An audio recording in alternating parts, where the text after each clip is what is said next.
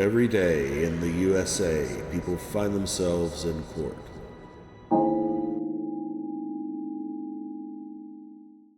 This is State of Kansas versus Cody Allen Gerwin. It's case number 2024 CR 148. Brett Sweeney appears for the state. Stephanie Hughes as defense counsel appearing for Mr. Watts. Cody Gerwin appears at the Butler County Jail Zoom location. This court had earlier ordered a no bond hold, bond forfeiture bench warrant due to the defendant's failure to appear on November the 26th. And that was for a scheduled pretrial conference as a prelude to jury trial in the case. Case was taken off the December jury trial docket as a result. Subsequently was picked up, went to a first appearance docket, and the matter was set for today. No bond hold order obviously remained. What announcement is made at this time regarding case status, Ms. Hughes? Judge, I think we have reached a plea agreement in this case. I visited with Mr. Sweeney earlier this morning, and I know Mr. Watts had visited at length with Mr. Gerwin. My understanding is Mr. Gerwin is going to plead guilty to count 2, which is the offender registration violation, and count 3, which is possession of paraphernalia, and that is a Class B non-person misdemeanor. I think because of the special rule regarding registration offenses, there's going to be a presumption of prison here. My understanding is the state has agreed to stand silent on an anticipated departure motion that Mr. Watts would be making on behalf of Mr. Gerwin. I have, of course, explained to Mr. Gerwin that there's no guarantee about what the court will do at time of sentencing. I believe he understands that, but that is our intention today. And my understanding is the state will be dismissing counts 1 and 4. All right, Mr. Sweeney, has Ms. Hughes announced consistently with your understanding as to how this case is to be handled? Yes, she has, Your Honor. Thank you. Mr. Gerwin, importantly, is your understanding the same as Ms. Hughes? That's correct. All right. Before I proceed with the plea in this case, I do want to address the other case that's on the docket. And that is State of Kansas versus Crystal Brooke Loper. It's case number 2024 CR 459. I believe Ms. Hughes is substituting for Mr. Watts on that case as well. Brett Sweeney appears for the state, but there's no appearance by Crystal Brooke Loper. The matter came before the court on November the 27th. The time the defendant appeared at the Sallyport Zoom location, Mr. Watts was appointed. Bond was set at $10,000 OR, which I presume was made. And then the court date was set for today at 2:30. Ms. Hughes, do you have any explanation as to why Crystal Brooke Loper has not appeared? No, Your Honor.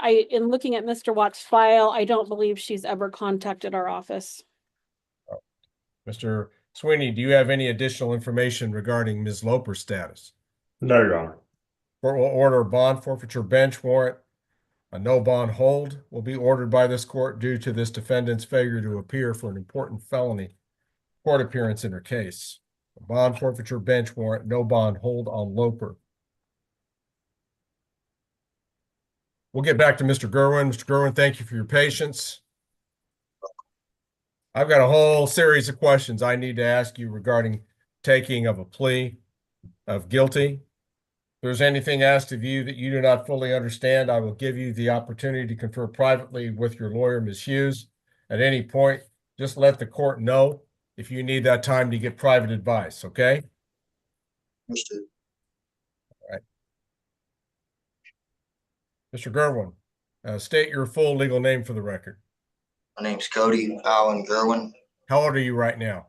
I'm 38, What's the highest level of formal education that you've attained? 12, high school. Do you believe you're going to have difficulty understanding any of the legal concepts we're going to be discussing in court here this afternoon? No, sir. Have you ever been adjudged to be mentally ill? No, sir. Are you currently under the influence of alcohol or any drug? No, sir. Are you currently taking any prescription medication? No, sir. Are you supposed to be taking mental health prescription medication that you are not currently getting? No, sir. Mr. Gerwin, as you sit today, then, do you believe your mind is clear and that you have a full understanding of what's going on here in court? That is correct, sir. All right. Did you receive a copy of your original charges in the case? Yes, I did, sir. Do you understand the nature of the charge in count 2, which is offender registration violation, a level 6 felony? Yes, sir. Do you understand the nature of the charge in count 3, possession of drug paraphernalia, I a do, sir. class B misdemeanor? Yes, sir. You understand that when you enter a plea of guilty, you are admitting these acts which are charged by the state? That's correct, sir. You also understand that by entering a plea of guilty, you give up any legal defenses that you might have had to those charges? I understand that, sir.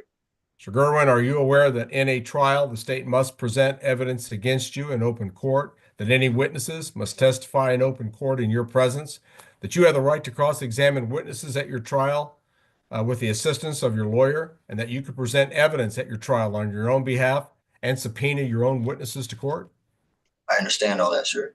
You also understand that at such a trial, you personally would have a privilege against self-incrimination, which means you could testify in your case under oath at your choice if you wanted to, but no one could force you or compel you to testify against yourself if you didn't want to. Do you understand that? I do, sir. Okay. You understand that when you enter a plea of guilty, you give up these valuable trial rights that the court has described? I do understand that. Are you also aware that you have a right to a trial by jury and that before you could be found guilty, that jury would have to be satisfied as to your guilt beyond a reasonable doubt? Understand, sir. You understand that when you enter a plea of guilty, you give up your right to a trial by jury and the requirement that you be found guilty beyond a reasonable doubt. I understand that. You understand that you have a right to appeal a guilty verdict if you have a trial. I understand, sir.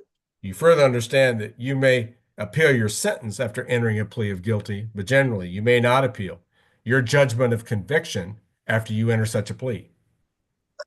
Understand. Are you aware of the possible sentence that could be imposed as a result of this guilty plea that you're attempting to make? I do, sir.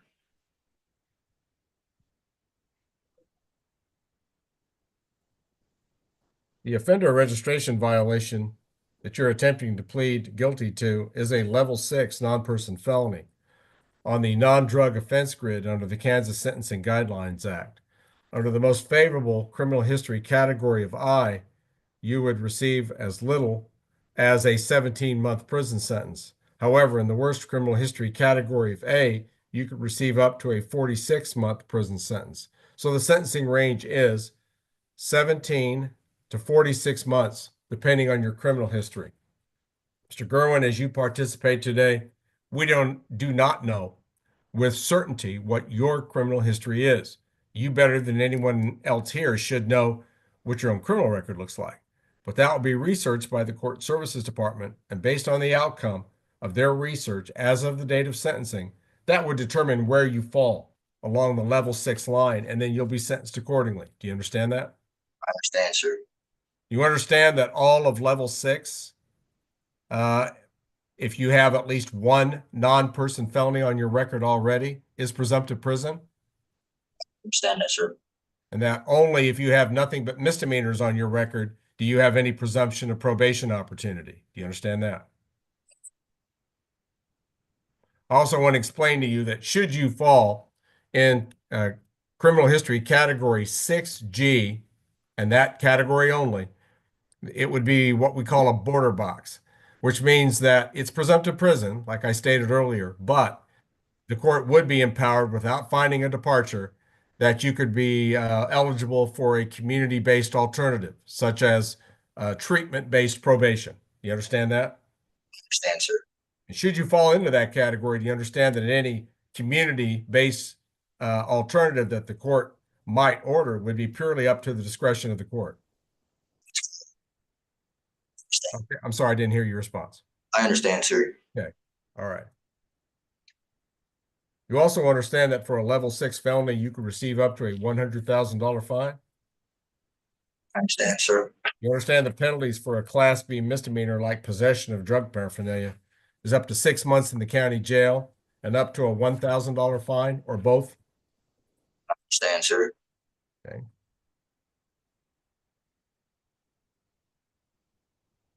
You also understand that in addition to any fine that the court could impose, you could be assessed and be required to pay court costs, certain fees, including reimbursement of legal fees and expenses, and restitution to victims, if any are owed, as part of your sentencing orders.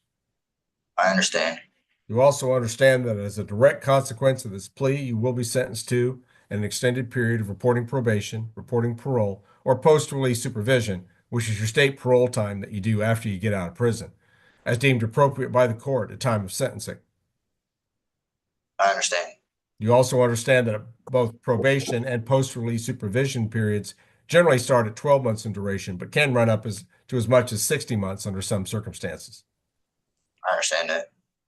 You also understand that the Kansas Sentencing Guidelines Act contains special rules. You understand that if any special legal rules apply to you in your situation, it could affect your eligibility for probation or otherwise affect your sentence. I understand. Now, have you had an ample opportunity to discuss legal matters like that with your attorneys before proceeding here today? Yes, sir, I have. Are you satisfied with the services and advice given to you by your lawyers? I am, sir. Now, this guilty plea that you're attempting to make, has it been based upon any threat or promises as to what this court will do in regards to your sentence or any other type of threat or promise? No, sir. Is there anything that you thought was part of the plea agreement that hasn't been accurately discussed here already? No, Your Honor.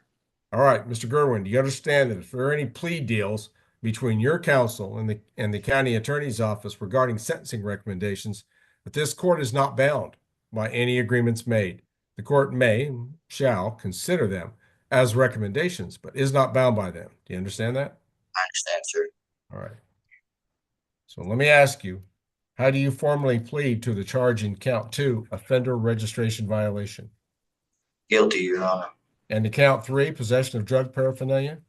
Guilty, Your Honor. All right. According to the state's charging document, this all took place about April 3 of 2024. Is that when it happened? That's correct. It happened somewhere in Butler County, Kansas. Where was it? It was in Augusta. Okay. And are you, as of April 3rd, were you required to register as an offender? Yes, I was. For what reason? Ag assault. All right. So you were required to register as a violent offender and you somehow violated the registration laws? What did you do that you were, or not do, that you were supposed to, Mr. Gerwin? I didn't get my driver's license renewed. Okay. And you acknowledge that would be a violation of the Offender Registration Act? I did, Your Honor. All right. And at the time you were picked up, you apparently had some sort of drug paraphernalia in your possession? That's correct, Your Honor. What did you possess? On a weed grinder and a container that held weed. And All right. How did you possess it? Where was it? I had it in a glove box in a Crown Royal bag. Okay, and you knew it was there? Yes, I did, Your Honor. All right, so do you now freely, knowingly, and voluntarily enter pleas of guilty and accept conviction for offender registration violation, a level 6 felony, and class B misdemeanor possession of drug paraphernalia? Repeat that, Your Honor. I want to make sure that you freely, knowingly, and voluntarily now enter pleas of guilty and accept conviction for this offender registration and possession of drug paraphernalia set of charges. Yes, Your Honor. All right. All right. Ms. Hughes, do you know of any legal reason why the court shouldn't accept this defendant's plea? No, Your Honor. Mr. Sweeney, are you aware of any such reason? No, Your Honor. Mr. Gerwin, do you know of a legal reason or any other good reason why the court shouldn't accept your pleas today? No, Your Honor, I don't. Court will accept the guilty pleas made by defendant Gerwin and finds that those pleas are made voluntarily. He has an understanding of the nature of his charges and the consequences of his pleas, and a factual basis for each of the 2 charges does exist. Court finds him guilty and adjudges him therefore convicted of the felony crime of offender registration violation, a level 6 felony, and also possession of drug paraphernalia, a class B non-person misdemeanor. Charges 1 and 4 are dismissed pursuant to plea agreement. The court will order a pre-sentence report be completed to accurately determine Mr. Gerwin's criminal history, and the court will set an appropriate date for sentencing. Mr. Gerwin, I'd like to move quicker on this, but it takes about 8 weeks to get a pre-sentence report completed. You'll need to comply with any pre-sentence assessments that you might be requested to take. I understand, Your Honor. We'll set this out about 2 months. Judge, Mr. Gerwin would like me to take up the issue of bond. Okay, let's set our date first. Okay. Wednesday, February the 19th at 2:00 p.m. Okay. Should work for the state, Your Honor. All right. Sentencing on Mr. Gerwin is set 2:00 p.m. Wednesday, February the 19th, 2025. Mr. Gerwin must fully participate in that sentencing proceeding at that time. Will this still be You Zoom? had some other issue to address? Oh, Yes. just a minute, Mr. Will this be Zoom, Your Honor? Excuse me? Zoom or in person? It's intended for the court that be a Zoom proceeding. Zoom. Okay. Now, Ms. Hughes. Thank you, Your Honor. I think at the moment there's a no bond hold on Mr. Gerwin. On his behalf, I'm asking the court to consider releasing him on a $2,500 cash or surety bond. I believe he lives locally. He has a family who is suffering right now in his absence. My understanding from him is that the electricity has been turned off. There's money on a card that he has that they can't access without him there. I do realize he had a failure to appear earlier in this case, and that did delay this case. However, I think things are moving along now. Mr. Gerwin has taken responsibility for what he did. And there's a potential prison sentence hanging over his head. But he has business that he needs to take care of, family that needs his help. I think a $2,500 cash or surety bond would be significant enough to ensure his appearance. Also, he told me, this was his thought, not mine even, if the court would consider putting GPS on him, if the court has reservations about giving him a bond in light of his prior failure to appear. That way the court would always know where he is, but he would be able to help his family in the next few weeks. So we would ask the court to set a $2,500 cash or surety bond. Does the state take a position here, Mr. Sweeney? Oh, Your Honor, I guess I would leave that to the discretion of the court, although I certainly think that a substantial cash or surety bond is appropriate given the nature of what he's now been convicted of. I would also note that he's got another bond in another case that he's got in front of Judge Crum that appears to be $5,000 cash or surety. He's got another hearing on that coming up, it looks like in January. So he's got a number of things going on. I'll leave, if the court wants to establish a bond, up to the discretion of the court. Oh, what's the status of the bond in Judge Crum's case? I don't know. I was trying to look that up too, to see whether or not he had made that. It appears to be $5,000 cash or surety. So I don't know if he's made that or not. All right. Mr. Gerwin, it would be this court's preference by far just to have people comply with their being in the community orders while a case is pending, show up for court when they're supposed to show up for court, and take care of things in that way so that the court wouldn't have to hold people as pretrial detainees or in this case, post-plea detainee. But unfortunately, you had a $10,000 bond apparently at one time. At least that's what was originally set. That was not enough to secure you to get you to court for subsequent court proceedings. And we had set a pretrial conference as a prelude to jury trial that you didn't show up for. I wished you would have just showed up for that and we wouldn't be having this discussion right now. I don't want to cause hardship for your family. I suppose it's not an unusual situation that when perhaps a breadwinner is taken into custody, it causes the family some problems. But nevertheless, this was caused by your failure to appear, and I have to be assured that you're going to show up for your sentencing, and you very well could be presumped to prison here.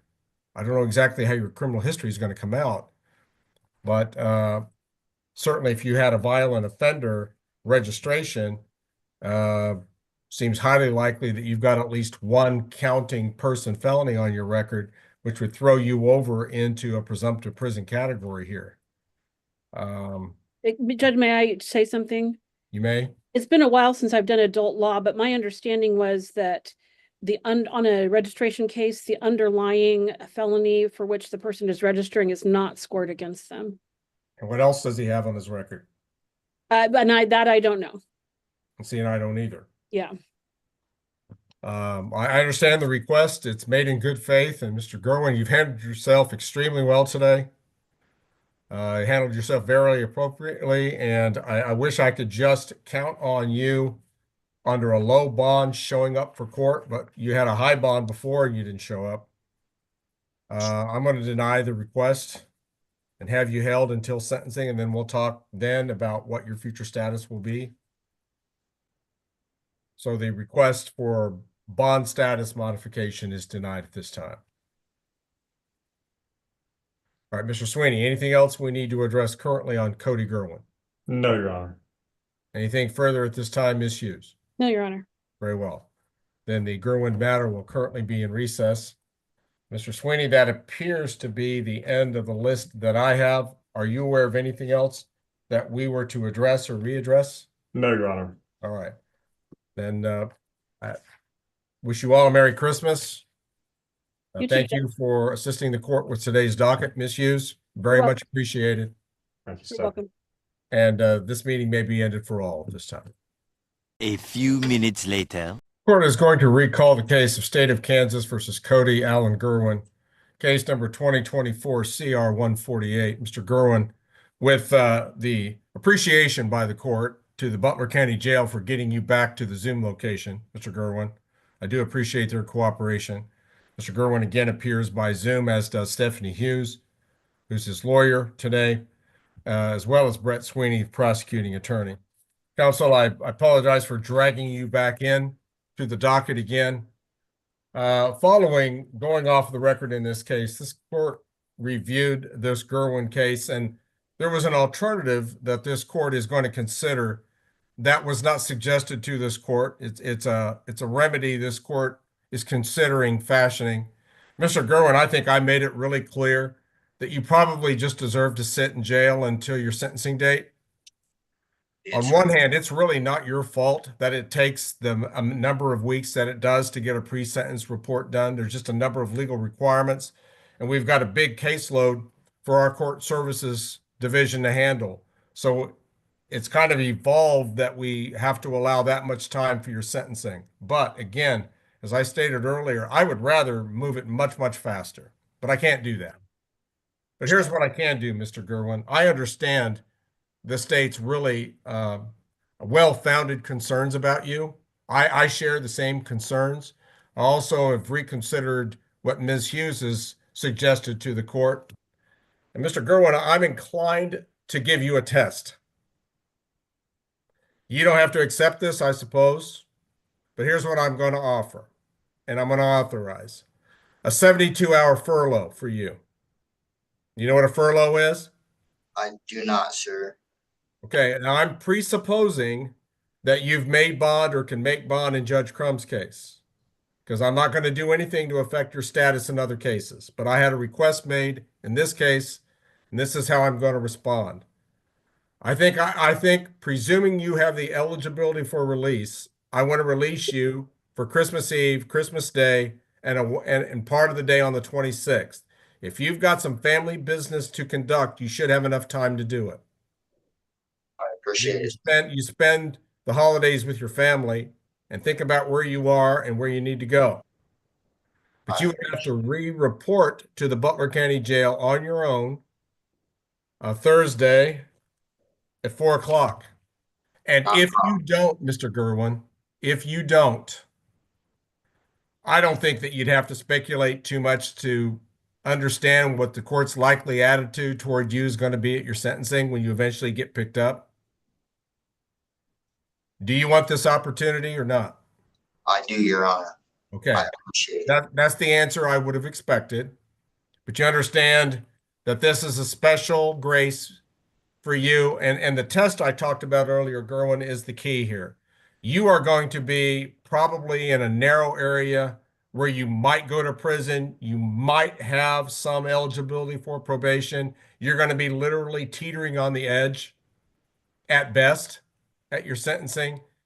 If you are able to handle this 3-day furlough, report back to the jail, not get in any trouble over this next 3 days, and show back up again, that would do a lot to demonstrate to this court that maybe, just maybe, there's some hope for you. You don't have a problem, sir. I will be back here Thursday. Well, I've heard that before, and I'm not your normal person. I okay, keep all right. And then you assured me before when I set bond that you would abide by it, and you didn't. But the Christmas season, what it is, and Ms. Hughes usually great advocacy. The court is inclined to just see if we might be able to do this with you. Now, again, I want to make it clear to the jail, who I hope is hearing this. Yes, Your Honor. Okay, that my furlough order, even though it's intended to start immediately after we get done, is going to be subject to his eligibility for release otherwise. It's only this case that I'm granting a 72-hour furlough. But Mr. Gerwin, if you are eligible for release on any other matter you might have pending, I want to give you this chance to show the court that you'll just follow the court's rules, you'll follow the court's orders, you'll be back to the jail, and it's a tough thing to do, to get out, spend some time with your family, do a little business, and have to go right back to jail. But I think I want to see if that's a test you might be able to pass. I'll pass it. Assure me that you can. I Okay. assure Now, Mr. Gerwin, where are you going to be staying if you are able to get out?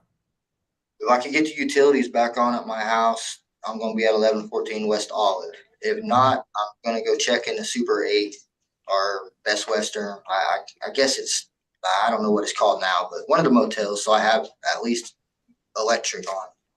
But I'm hoping to get the utilities back on at my house. I just don't know how much the electric's. Somebody told me it's about $700. Okay, well, maybe you can work with them and they'll work with you and you can get your service restored. I'm If hoping. not, I hope you can find some temporary arrangements, not only for yourself, but any family members you might be responsible for. That's what my You're intention going to is. have to move pretty fast on business on Christmas Eve and or Christmas Day, or a little bit of the 26th. Hoping I can make it to the bank today if I could get out, but it is almost 4. So Okay, well, what I don't know, and maybe detention can tell me, is he eligible for release? Are you talking about if he's I don't bonded know. out in that other case? Yes. I do not know, but I could find out. Well, okay. Obviously, that's going to be a prerequisite to any of this, Mr. Gerwin, and I'm sorry if that doesn't work out. I'm only going to go as far as my case goes. This is really an extraordinary order, and I hope you realize how truly extraordinary it is. I do appreciate you, and I did bond out on that other case, so Well, Mr. Gerwin, you may be able to go home for Christmas. I appreciate you. And Fortunately, not for very long, but that's Just long enough is all I need. I gotta take care of my family, sir, and I want to give you the opportunity to do that. and I really appreciate you. I will show Well, back on Thursday. Yeah, be honest, you're going to be letting yourself and your family down if you don't come back. And what time do you have to be back to the jail? 4 p.m. And what day? Thursday. Okay, and what date is that? 12/26. I know you probably have lost track. That should be the 26th of 26th. December, Thursday. Well, you got that right. 4:00 p.m. You have to report back to the jail. They'll accept you back, presumably on this oral order. I'll be up here a little bit early, sir, so I can enjoy a cigarette. Okay, if the jail needs something in writing, they're going to have to email that to me right away or to Mandy. Yes, Your Honor. Okay. Or we can send something to you. We'll You try to can work on send that. it to our booking. Excuse me? You can send it to our booking. Okay. I'm gonna go straight there once I get done here. Okay. Okay. Real good. I appreciate anything you can do to make this happen. Mr. Gerwin, I'm sure appreciates it.